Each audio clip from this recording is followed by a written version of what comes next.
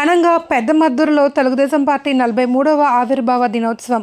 ఎన్టీఆర్కు భారతరత్న ప్రకటించాలి. డాక్టర్ జాస్తి వీరాంజనేయులు ఈరోజు పెద్దమద్దూరు గ్రామంలో తెలుగుదేశం పార్టీ 43వ ఆవిర్భావ దినోత్సవ సందర్భంగా పెద్దమద్దూరు తెలుగుదేశం పార్టీ ఆధ్వర్యంలో తెలుగుదేశం పార్టీ వ్యవస్థాపక అధ్యక్షులు మాజీ ముఖ్యమంత్రి వర్యులు స్వర్గీయ నందమూరి తారక రామారావుని స్మరించుకుంటూ పార్టీ ప్రవేశపెట్టిన సంక్షేమ కార్యక్రమాలు, ప్రభుత్వ పథకాలు, సంక్షేమ పథకాలు స్మరించుకుంటూ పార్టీ ఆవిర్భావ దినోత్సవం ఘనంగా చేశారు. పార్టీ జెండా వందనం చేశారు. ఈ కార్యక్రమంలో అఖిల భారత పంచాయతీ పరిషత్ జాతీయ ఉపాధ్యక్షులు మరియు ఆంధ్రప్రదేశ్ పంచాయతీ పరిషత్ రాష్ట్ర చైర్మన్ డాక్టర్ జాస్తి వీరాంజనేయులు తొలుత స్థానిక బస్టాండ్ సెంటర్లో ఉన్న నందమూరి తారక రామారావు విగ్రహానికి పూలమాలలతో ఘనంగా నివాళులర్పించారు. ఈ సందర్భంగా డాక్టర్ జాస్తి వీరాంజనేయులు మాట్లాడుతూ తెలుగుదేశం పార్టీ స్థాపించి 9 నెలల్లోనే అధికారాన్ని తీసుకొచ్చిన ఘనత నందమూరి తారక రామారావుకి దక్కుతుందన్నారు.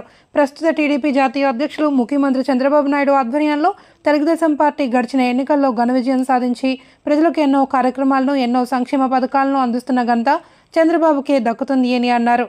ఈ కార్యక్రమంలో మాజీ నీటి సంఘం అధ్యక్షులు Podili Madan Mohan, booth convener Podili Anil Kumar, panchayat ward member Buddi Haribabu, జాస్తి సుధాకర్, బుడ్డి శ్రీనివాసరావు, పార్టీ మాజీ అధ్యక్షులు జాస్తి అప్పయ్య, పొదిలి చిన్న నరసింహారావు, కిలారి కృష్ణ తదితరులు పాల్గొన్నారు.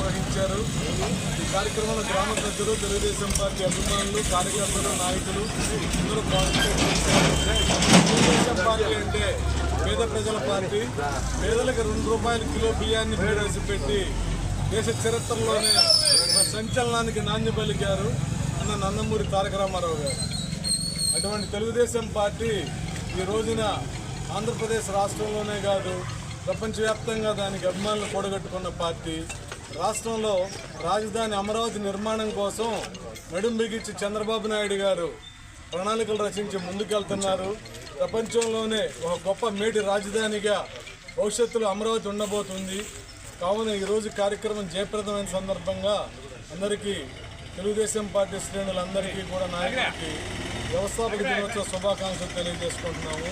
నా పేరు డాక్టర్ జాస్తి వీరాంజనేయులు, జాతీయ ఉపాధ్యక్షులు, అఖిల భారత పంచాయతీ పరిషత్, న్యూఢిల్లీ.